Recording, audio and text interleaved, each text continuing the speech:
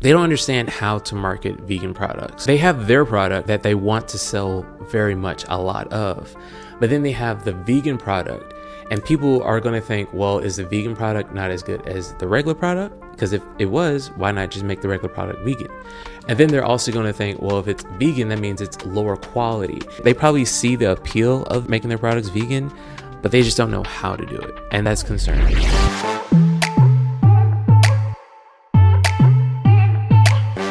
We are Annoying Vegans. I'm Mike. I'm Alex. We bring you perspective, validation, and laughs. And before we do anything, I just want you guys to please hit the notification button if you are a comer backer, a frequent listener. What's the returner? What's the word? Yeah, return or loyal. Anybody. It doesn't matter who you are. Please go ahead and like, comment, subscribe. Subscribe, but especially the notifications, because we don't have a regular cadence yet, and we've noticed in some of the viewership that people come, but they don't come back because they don't know when we have a new video. And so like they've been kind of like in and out. So yeah, until we get our regular cadence down, you gotta hit those notifications so you know when we're gonna come at you with the new video. We're gonna discuss some vegan news that has been circulating the media here. Let's start with this one, Alex. So there is a new plant-based cookbook. It's called Go Beyond Buzzer, sponsored by Beyond Meat, and you have Damian Lillard, who I didn't even know was vegan, Kyrie Irving, and Cade, what's his name, dude, from Detroit Pistons? Cade Cunningham? Oh, okay. Yeah. Is that his name? There's a lot of NBA players who are vegan. Actually, what's his name? Chris Paul, too, is vegan. But he's not on this thing. They say, yeah, they're hyped to team up with these players. They're going All-Star Weekend, which is happening right now as we're filming this, All-Star Weekend. Saw the skills challenge yesterday. Yeah. But let's see what some of the things look like. You got some bolognese, some other what is that? What is this pasta called? Like pasta with some meat in it. I don't know.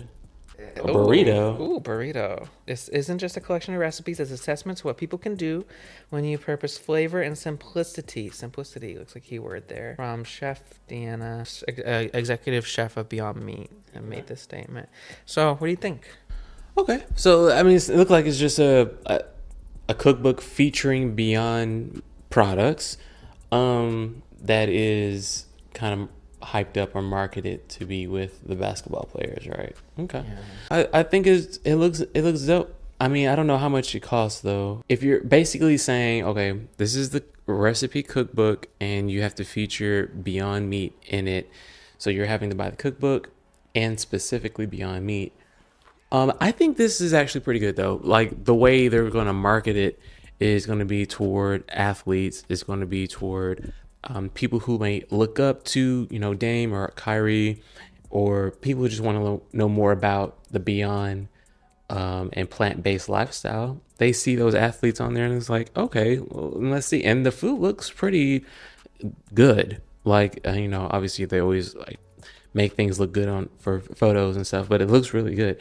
I mean, it looks like they use a lot of the crumbles from what I can see. Because I know Beyond has a lot of different products, but it's probably mostly the crumbles. I think it was smart of them to include pasta dishes and then these wraps, because that's what you want as an athlete. They say those carbohydrates prior to, you want to like get bulk up on those prior to exercising. And Beyond has a lot of protein. I mean, obviously we know that Beyond and Impossible and whatnot is not a whole food product, but it does have a lot of protein. And if you are an athlete, then you are certainly kind of overcompensating for the processed ingredients by your performance. You're not gonna put on weight, or you're not gonna be sick because you're athletic and you're pretty healthy. Definitely. So yeah, and it's also a lot of these athletes have not only have personal trainers, but they also have like nutritionists or maybe even people who like cook for them. So it's interesting to know that these athletes who are, let's be honest, they're sponsored by Beyond and they have some type of partnership with Beyond. But I know at least for Kyrie, he's been with Beyond for a while. And so I believe that he actually uses these products. So, sometimes when you have celebrities with some type of endorsements, like, oh, Shaq doesn't really drive a Kia or something like that. Like, oh, I believe Kyrie actually uses Beyond, and that he's plant based and stuff. So no, I think it's pretty cool. It's gonna appeal to a certain demographic that probably sees protein very like one way, and that's like from whey or cows or from meat, and not another way, which it could be from plants. So I think I like it. From this, the 3 recipes. Like I said, I don't know how many recipes. I don't know how much it is, but now would I purchase it? No. What cookbook would you purchase? What's your favorite cookbook? I don't have a favorite cookbook. My favorite cookbook is Google. It gives me all of everything. Or Gemini. I don't know. A little pro tip for vegans, Gemini. If you are into, Google all up in your business, just ask Gemini to create you a vegan recipe. Step by step, it'll do it. And it's pretty cool. That being said, wait, did you just download it? I'm looking to see how much it costs. It looks like it's actually free. And you can download it on the internet. So it's not necessarily a cookbook. Look at that. Breaking news. It is free. And it gives you the product. It shows you the product that they're using. Oh, this is actually really good. The rigatoni. There's more people. That was the tortellini that you were looking at. Tortellini, pardon me. So Jalen Brunson's on it too. Okay. Yeah, so you can go to their website and just download it. Oh, awesome. Yeah, we should link it. We will definitely link it. So everyone can go look at it. Yeah. Yeah, because I wanted to see how much it was. Yeah. So that we weren't gonna free 99. The best price there free could 99. Be. It's not gonna bring Luka back though. We just need to talk about that for like 30 seconds, okay? We just like, oh my goodness, and then It's hard to even talk about it because it doesn't make sense on so many different levels, and it's in. And we got stuck with a man who played 1 game and is now out for 2 weeks. He played amazing in the first half. I wish we could have that every half, but we can't. Every game. Max Christie is doing very good though. I'm actually becoming a big fan of him, bringing some energy to the team. His energy is what we need. Who's your favorite vegan, not celebrity, but athlete?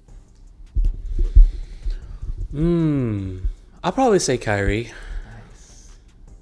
Because he's obviously, he seems cool, and he's a Mav, and he's amazing as far as what he can do, and he's doing works like this. So he's like, and he also gives back a lot. So absolutely, Kyrie's a good dude. I like him. I'm glad he's on our team in many ways than one. Ooh, I would have said Kyrie too, but also Novak, the tennis player. Okay. He's probably my favorite. In addition to Kyrie, because they're unapologetic. They stand up for what they believe in, even if they get a lot of flack. And you're right, Kyrie does give back to a lot of people. I'm pretty sure I've seen Novak do the same thing. So Novak Djokovic, for those who don't know, I consider them to be idols of mine. Stand on it is a phrase that sticks with both of them. Mm-hmm. Also, runner-up Lewis Hamilton. Oh yeah. He's been vegan for a while, and he's been vegan like throughout the criticism, because he's gotten a lot of different criticism for like partnering with maybe Mercedes-Benz or whatever, these manufacturers that maybe aren't necessarily wholly vegan. But we need people in those circles to show people that, you can make products that are vegan, or you can make products that are plant-based, and also he's been a champion like so many different times, and showing that you can be vegan and be the best at your sports. I think once a lot of these athletes started becoming vegan, a lot of people, at least in my family, started being more understanding about my veganism. Yeah. I think Tom Brady's wife was vegan and kind of got him onto the veganism back in like 2018 or 2017. And so like when they had that as a reference familiar point, with it. Mm-hmm. Yeah, then it didn't seem as crazy when I said I'm vegan. Right. But speaking of, Mercedes and not just because that's my mother's name, but That's her name? yeah. Oh, that's crazy. You met her. I know. Well, she didn't say hi, I'm Mercedes. I said, hey, hi, Mike's mom. But so the topic of, I guess, combining forces with other entities that are not vegan, Vegandale. They're not coming back to Dallas or Miami Because of our review. No, I'm just kidding. They saw how We are so influential in these circles. Yeah, I don't even know. that is not what we were trying to do, but hey, They're like, oh, you want to complain? We're not coming back. it serves you right. Because you said you weren't coming back next year. You said you wouldn't come back. If they don't change it, I'm not coming back. And they said, we're not coming back.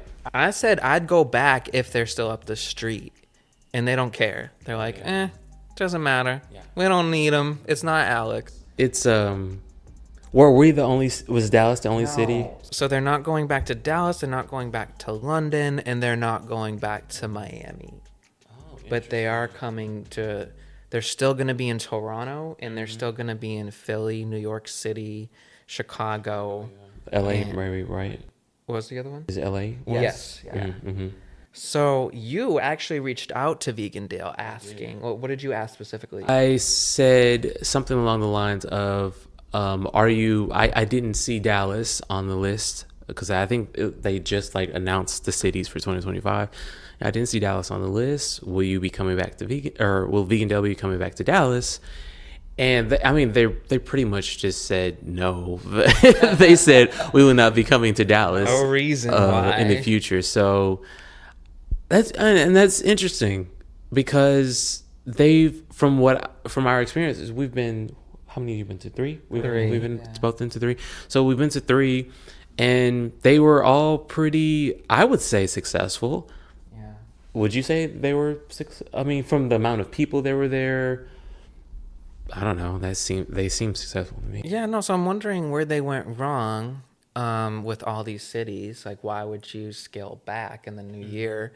I think they were successful in terms of their sales, but they got a lot of flack from New York City this last year, especially, from Dallas as well. People were not happy about the fact that they changed the venue. A lot of people just weren't happy with this past year. They thought 2023 was a lot better than 2024. Oh, yeah. I spoke with the chef from Meet My Vegan, who was at the Dallas one. He is they're the couple who owns, they're based here in Dallas. They're originally from Chicago.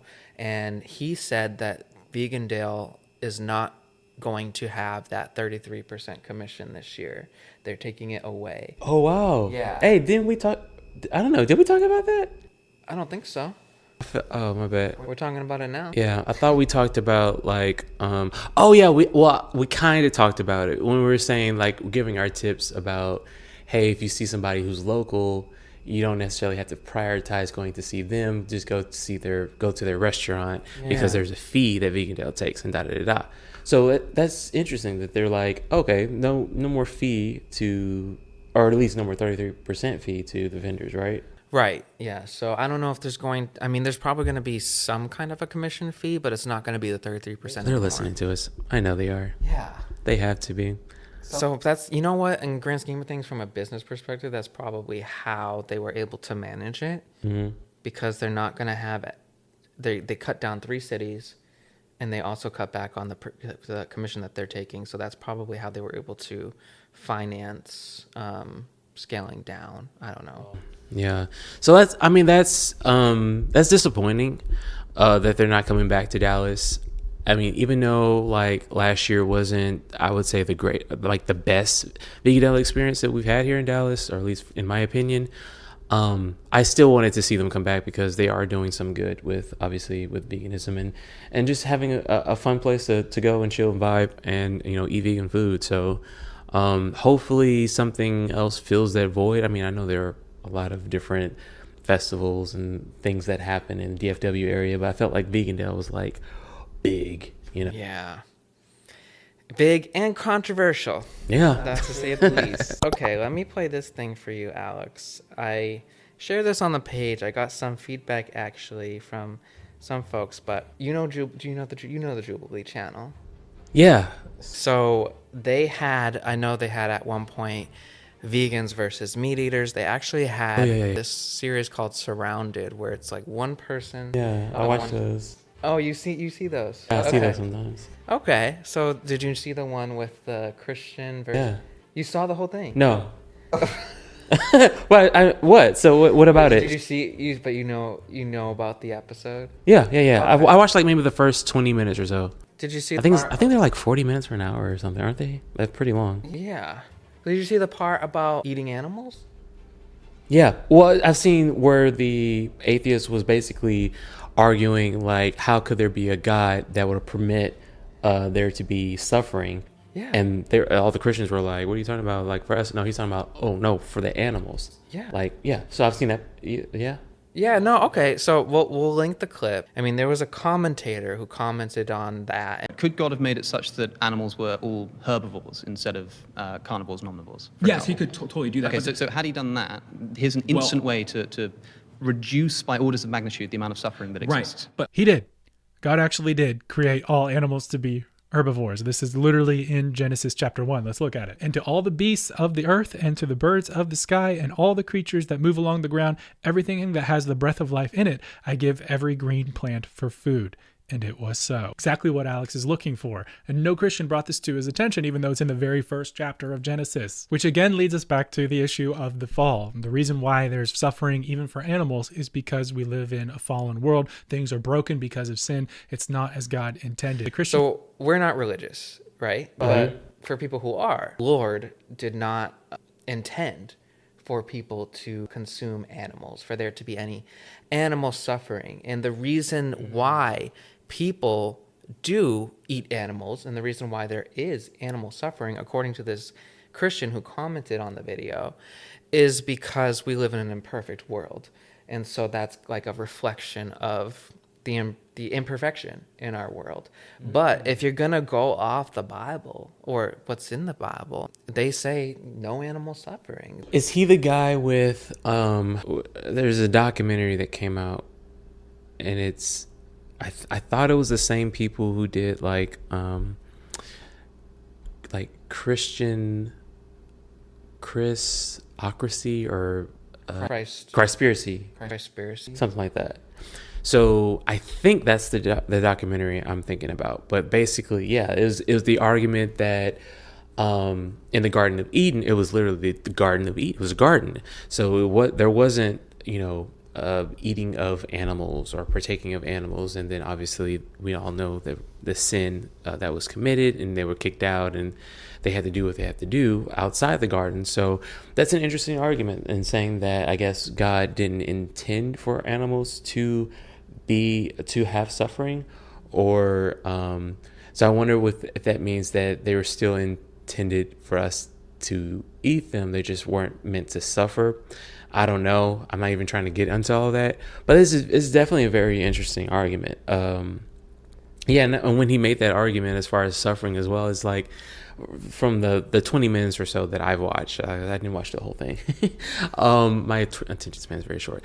But it almost seemed like they didn't have really a rebuttal to the suffering of animals and what that is. And so, and even if they would say, okay, maybe it's just that they're imperfect. Well, why do you continue to be imperfect, or why don't you try to be vegan or be plant-based? It's like, I know, I'm not trying to like criticize, but to validate doing an action that is considered to be fallen or imperfect or sinful by saying that the reason that it exists is because of the presence of like imperfection or fallenness or sinfulness, sounds like an excuse. And there's not like an absolute way to do one thing or another, but yeah, if it were me and I had like this value, I would just like strive to do better.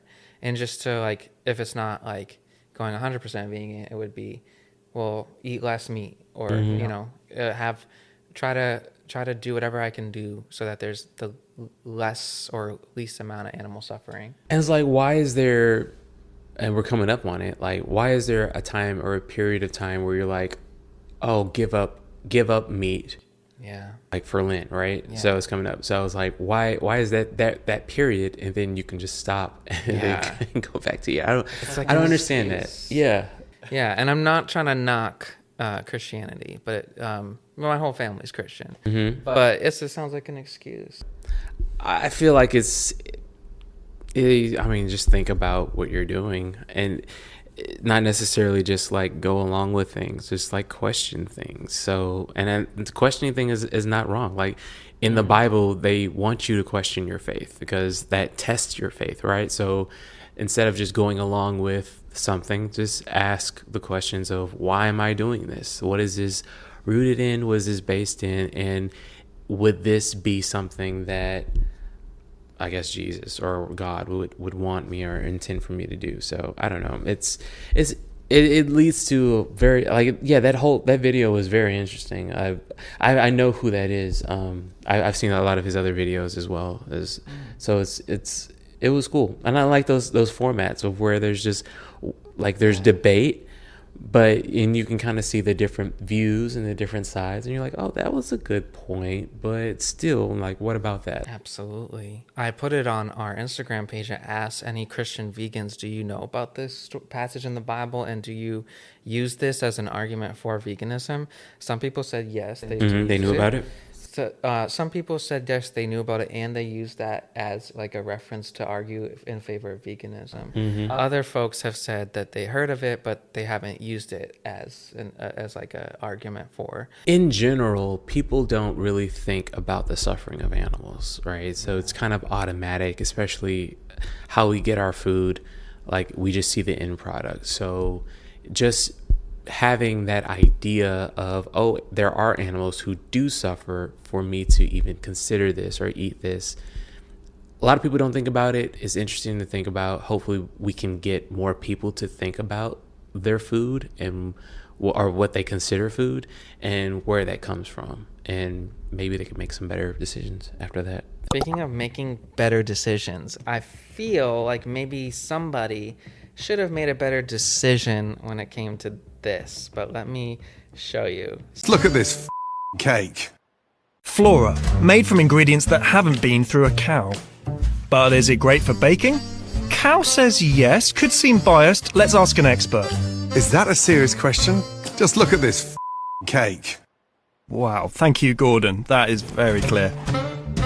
Flora, skip the cow. So, Gordon Ramsay is promoting plant-based butter. Flora. People are not happy about this ad, however, where he is sitting on a cow as he is promoting the product.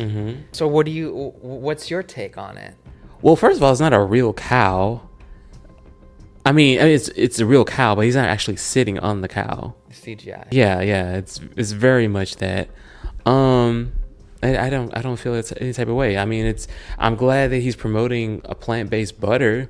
I feel like people who actually make the change from eating butter from a cow to eating plant-based butter don't care that he's sitting on a cow. So this ad targets those people and not people who are already very much aware of plant-based butter and eat that. So yeah, I'm cool. And so Gordon Ramsay, he was very much anti-vegan for like a long time. So just the fact that he's coming around and he's like making vegan dishes, and I think he said something about, I don't know if he said his daughter is like vegetarian or something. So like he's coming around to the vegan movement and stuff like that. So it's good to see that he's actually promoting a plant-based product. I disagree. I think the CGI or not, the cow is completely unnecessary. I mean, I get that they're marketing towards non-vegans. As a vegan for the animals, I do feel slightly triggered to see it. I know it's fake, but I'm like, why even bother? Like, why does he have to be on the cow? I mean, I don't find it funny or silly or, whatever. It kind of like reinforces that animals are to be used. Like, they're here for us to exploit. I understand what you're saying. Especially, we've come a long way for Gordon Ramsay, vegan hater, who has a daughter who's vegetarian, which I didn't know, to endorse a vegan product. I mean, who knows the intention though? I mean, he's probably getting paid a lot of money. Yeah, right. Right? I mean, yeah, but looking at it, I'm like, this is just a really stupid ad in my opinion. Like, why? You can never please vegans. I've seen that, and it's just like, you can't. CGI Doms, our friend Dom says, CGI or not, we don't sit on our friends or mock them. Why sit on a cow? That's what a lot of people are saying. It bothers me that he's sitting on a cow, which I mean, even before reading the comments, that was my thought. Because when I see that, before even hearing, like before taking it off mute and reading the captions and everything, I actually thought it was going to be like a steak commercial. Because like when I was scrolling, like I saw that first before anything else, before the product. So I thought, oh, he's sitting on a cow. It's probably just going to be another steak commercial. But it ended up being a vegan commercial. So I was totally lost. Like to me, it just didn't add up. Yeah. Yeah, I don't know why he's sitting on a cow. That's weird. I mean, I get the whole cow thing, like, you know, like Happy Cow and all this stuff where they try to add cows and like chickens to the commercial to make people like realize, oh, they're happy, they're okay with you eating them or their byproduct or something like that. So it makes sense to me that a cow is in this because it's kind of trying to subvert expectations, right? So you see a cow, you think it's going to be butter from a cow or something from a cow, when it's actually not. It's from a plant. So I get that. I don't get why he's sitting on it, but that doesn't bother me. Maybe to your point, they're using satire. So they're trying to say, don't do this. Skip the cow. Yeah. Yeah. Yeah, but I don't know why he's sitting on it. I can't give you a, I don't know. No. Why not sit by it or like pet it or something? I don't know why he's sitting on it. Yeah. Yeah, I honestly think he's just like sitting on like a green stool or something. Oh, I'm sure he is. And they're just like, we're going to place you on a cow. And he's like, what? Okay, whatever. Butter's good butter, though. All right. Flora. Alex endorsed. Yes. And I don't need to sit on a cow. Okay. There is this other thing. Did you hear about the vegan KitKats? No, what about the vegan KitKats? Getting rid of them. The ones that were only in England or some place? Vegan KitKat discontinued. I think they were also in New York. Then there's this clip from Colbert. Meanwhile, in treat news, the Nestle company has announced that they will stop selling vegan KitKats. Luckily, this won't affect my favorite flavor of KitKat, beef. Break me off a piece of that piece of beef. Fans of the niche candy are upset, with one even posting on Facebook, worst day of my life.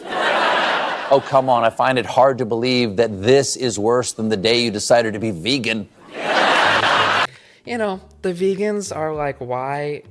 I mean, first of all, like, okay, Colbert is just an idiot. I think he's funny sometimes, and then other times I think he's an idiot. Like, in this ad, to me, getting idiot vibes.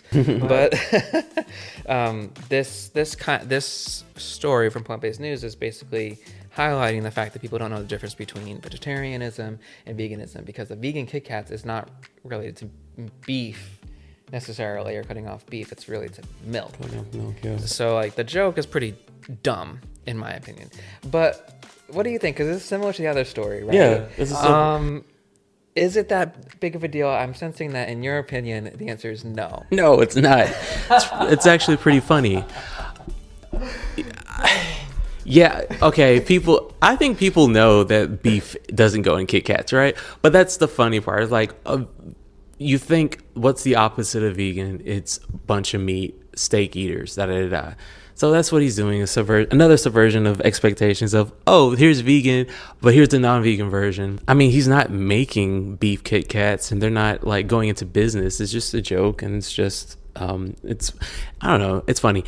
I'm more worried about that vegan KitKat is being discontinued rather than the joke. They don't understand how to market vegan products, because they have their product, right, that they want to sell very much a lot of. But then they have the vegan product, And people are going to think, well, is the vegan product not as good as the regular product? Because if it was, why not just make the regular product vegan? And then they're also going to think, well, if it's vegan, that means it's lower quality. And so you're trying to compete, have two different products compete each other that you make. And so instead of having a vegan KitKat, why not have a KitKat that is, I don't know, a certain flavor or a certain flavor that people would want that happens to be vegan? Just make something different that's still good, but it's not going to compete against your product, and then it's vegan. So I remember seeing Tyson, the chicken manufacturer, Had vegan. they had I don't know if it was completely vegan or it was like half plant-based, half meat or whatever. But I don't even think they make those anymore, if I'm not certain. But that's what I'm saying. Like, these companies, they're trying. I see they probably see the appeal of vegan, making their products vegan, but they just don't know how to do it, and that's concerning.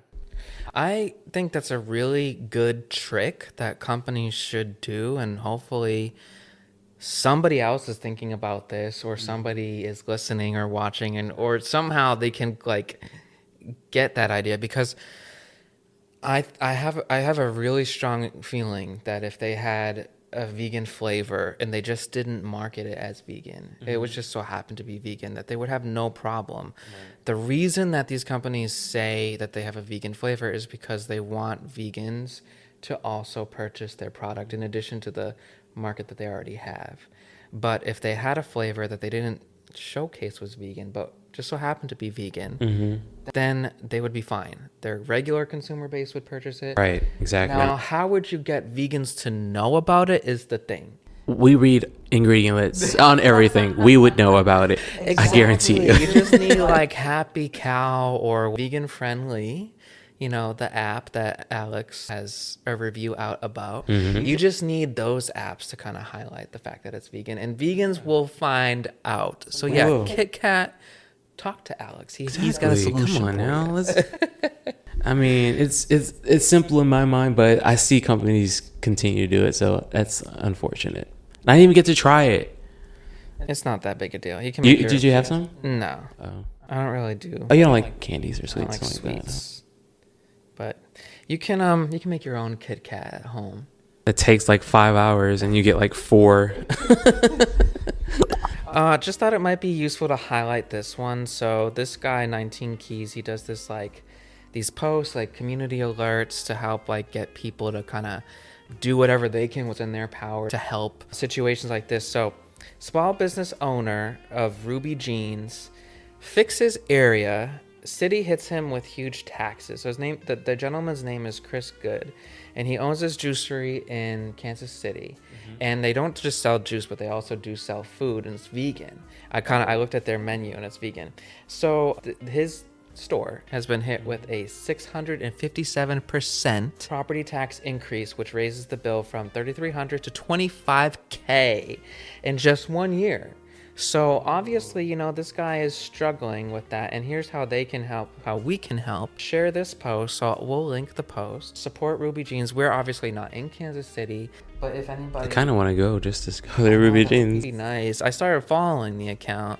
Not sure, what that can do. Also, contact your local officials, so we don't have local officials that are in Kansas City. Oh, if you're living... Okay, I was like, why? If you know anybody in Kansas City, if you're near Kansas City, if you live in Kansas City and you're listening, this is an example. Say why? What happened? Why did that happen? Was it just that the property taxes or like everybody's taxes went up, or is it specifically toward him? That's crazy that it went up so much. I don't exactly see why. Yeah, well, regardless, if you're in the area, definitely try to support Ruby Jeans. Yeah, I don't know. It could be anything. It could be a specific target towards this gentleman, towards vegan businesses, or just could be that area. It could just be the situation. Obviously, we see similar things happening in Dallas.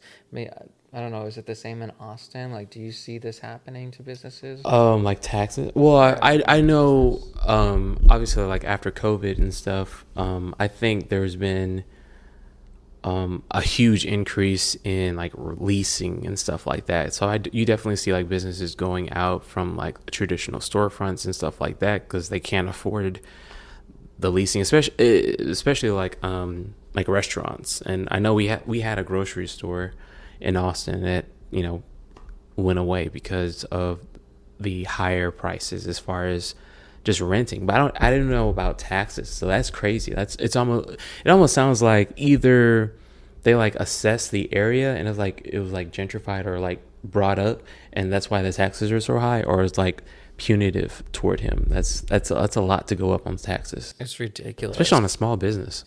It's horrible, and it is happening everywhere. It's not just this Kansas City. It goes back to the conversation we had before about why are so many vegan businesses closing. A lot of the times it's because of this. It's not even because of like they don't have enough customers. It's because of taxes. I wish that we could know some of this information in advance of other businesses. And so I appreciate 19 Keys doing this post because I don't hear about it until they're like, here's the post. We're closing down. Time to go, right? If they told me like a week ago or so, like maybe we could have gotten people together. Yeah, organize something. Gone and like or raised awareness. And I think there's something to be said about just asking for help. If you're a good product, then people are going to come and they're going to want to see you stay open. That's a big ask though, like to go from 3,300 to 25,000. That you have to, and you're selling juice. Like you're not selling like diamonds or something. Like I hope everything works out for them though. So quick update since this was recorded. Pizza Verde in Fort Worth, Texas posted on the Instagram page that they are struggling. In particular, they're struggling during the week. So people saw this post, and a lot of people have been doing everything they can to try to save Pizza Verde, whether they're visiting with their friends or scheduling meetup events. There was one on Sunday, February 23rd. There will be another one on Sunday, March 2nd. So let us see how this plays out. But I love to see this type of action of asking for help and being very transparent with your customers.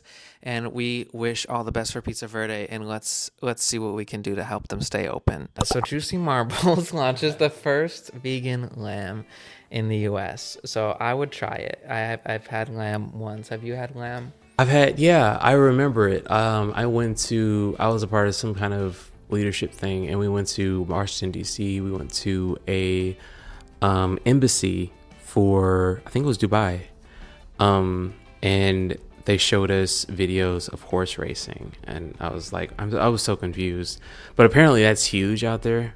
I don't know.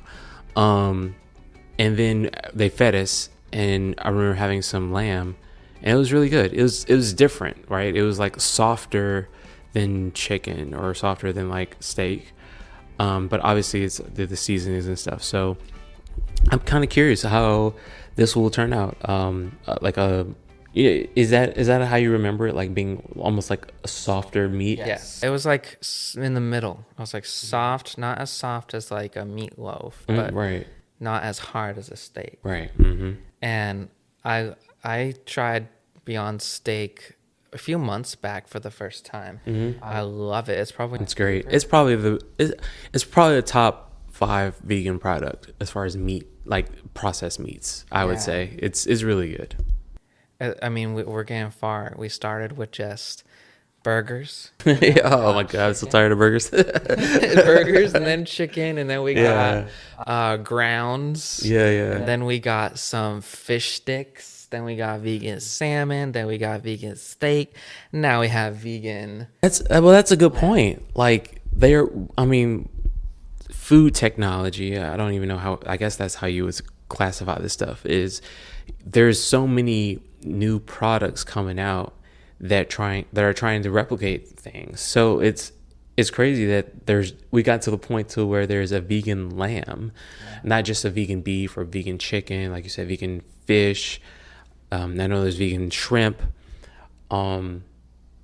It's crazy. So, but one thing is like, okay, these products are coming out, but how accessible will they be? So that's like the next step, right? So, no, I definitely ordered this. I ordered Juicy Marbles.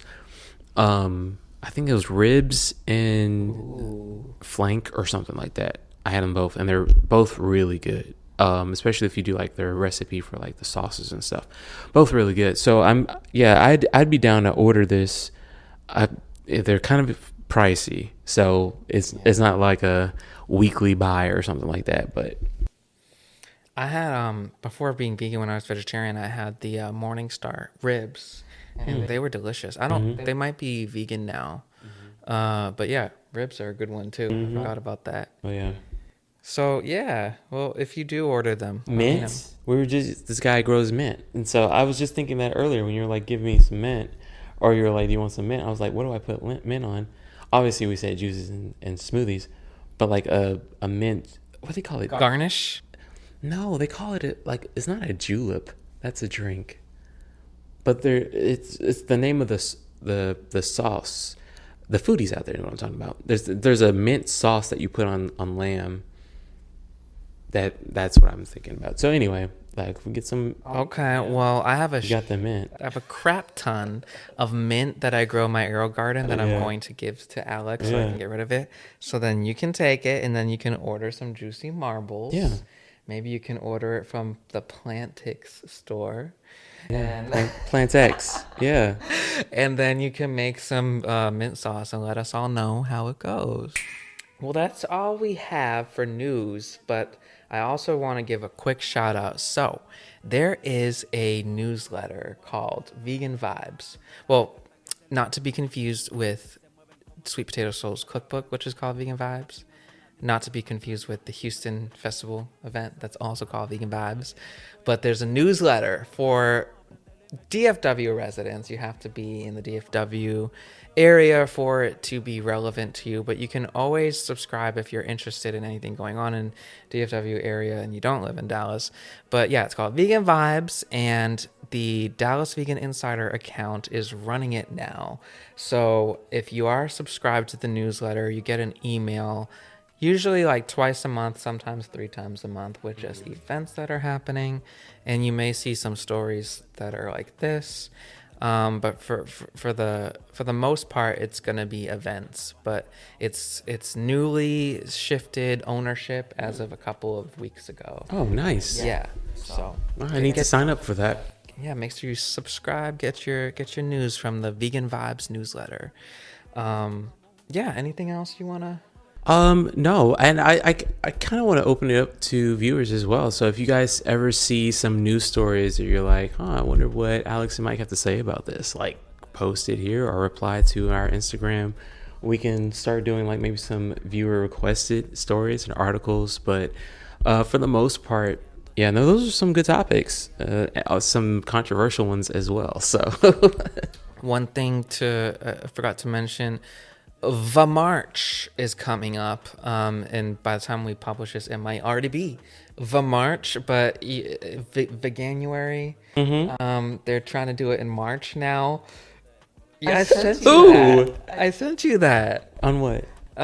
V March. You sent? I mean, okay. So they're just trying to do like it's March, eat only vegan or something. Yeah, so Veganuary ends, and then what, right? So some people are Party it up in February and then go back to veganism in March. Yes, I will post the article in post so that people can see it. Why but March? Does they say?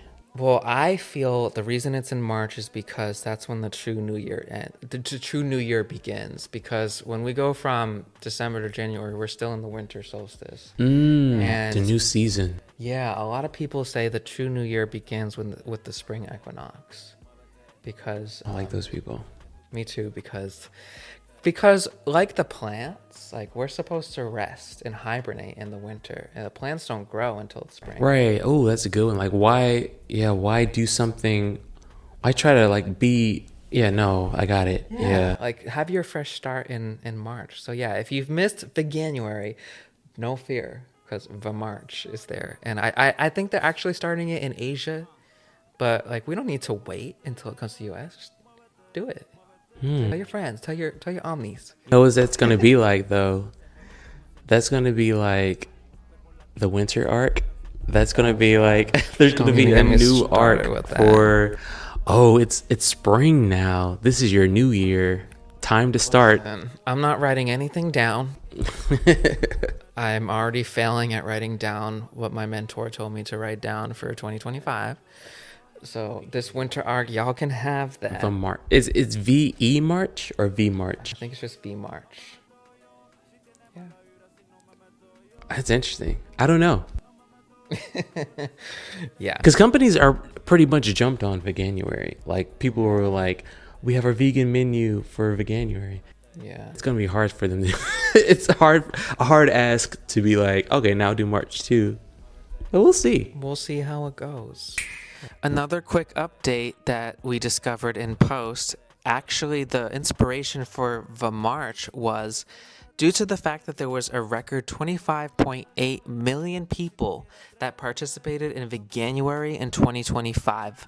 And this is in its 11th year of Veganuary's existence.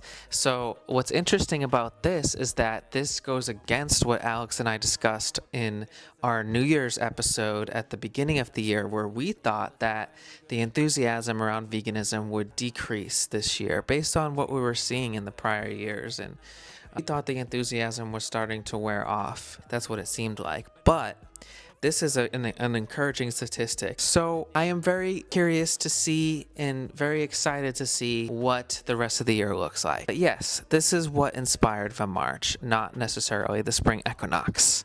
Okay. Well, all right. Thank you all for tuning in. We will catch you on the next one. Yes, please like, share, subscribe, tell your friends, family about us, about some annoying vegans that they need to watch. But appreciate you watching, listening, wherever it may be. Peace.